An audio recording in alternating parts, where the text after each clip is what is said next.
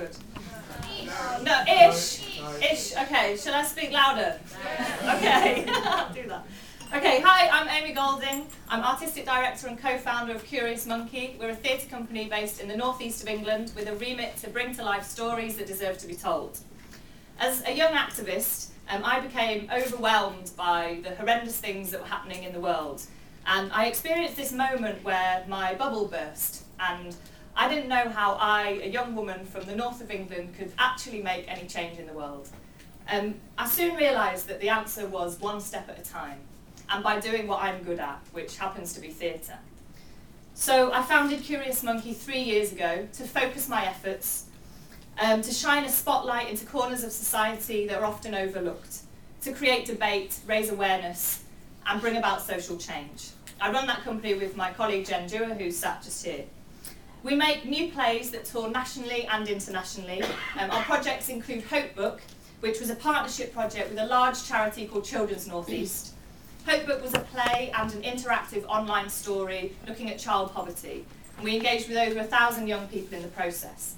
We were invited to perform it in Westminster, and as you can imagine, taking a minibus full of excited Geordies, many of whom had never left Newcastle before, into the Houses of Parliament caused quite a stir amongst the politicians. The coordinator for the North East Child Poverty Commission said to me after, "The play had a greater influence on policy than any research or publication that had gone through the commission, because it engaged people's hearts and minds. It moved MPs to tears, and they were compelled to take action." Mamela, another project, is a verbatim play that we created in South Africa with young women from the Eastern Cape.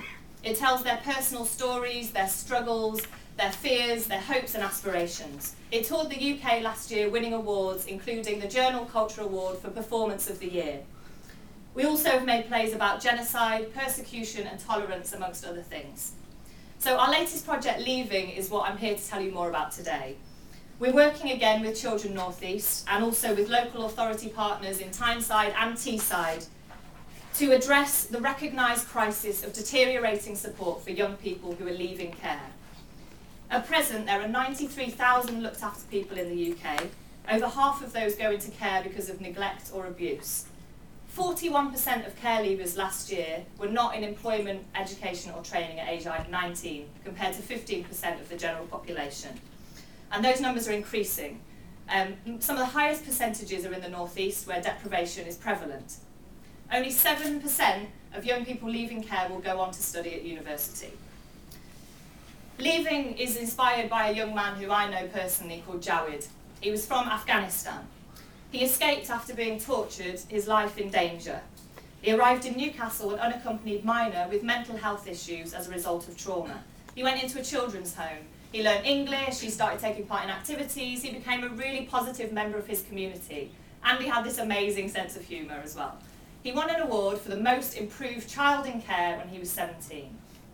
When he reached 18, and that pivotal moment of leaving care, his support went from full-time to next to nothing.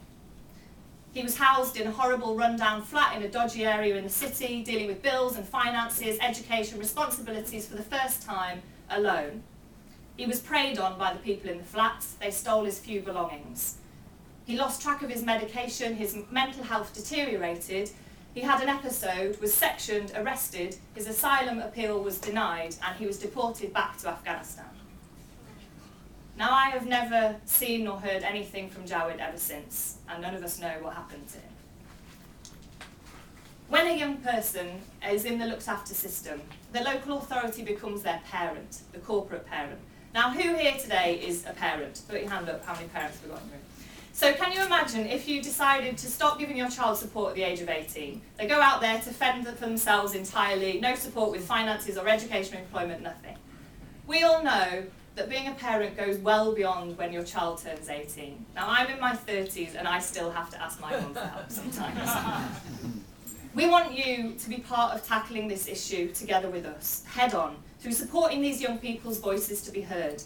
We will create a new piece of verbatim theatre with an award-winning creative team that will tour the UK and an online documentary. Theatre is a powerful and emotive tool. It can make people sit up and listen. And for those young people, seeing their stories, or stories like theirs on stage, it brings validation to their own life experiences. It improves their levels of self-worth and self-esteem. This will be enhanced by a significant participatory drama project with supporting young people to raise their level of aspiration so that they can improve their own outcomes.